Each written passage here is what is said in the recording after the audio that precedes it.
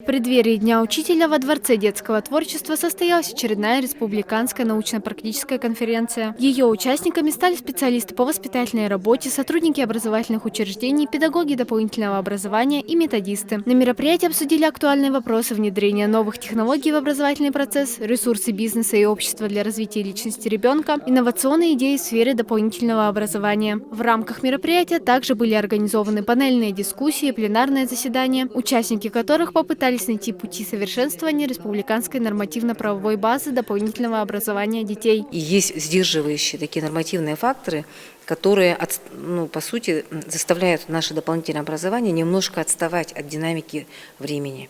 Начиная от того, что нормативно закрепить право каждого ребенка на бесплатное дополнительное образование, и заканчивая тем, чтобы была гибкость в том, чтобы где-то и местами платные услуги вводить, конкурировать в том числе и с негосударственным сектором, и при этом также еще возможности привлечения лучших специалистов для работы с детьми. Каждый из приглашенных спикеров, среди которых представители власти и общественники, высказал мнение по поводу внесения изменений в закон об образовании республики. Самой обсуждаемой стала тема доступного дополнительного образования, а одним из ключевых предложений – право ребенка на хотя бы одно бесплатное дополнительное образование. Самое главное, что должна быть шаговая доступность в разных микрорайонах города. Мы живем в столице, и детям далеко передвигаться, и родители, не всякий родитель может уйти с работы, довести ребенка.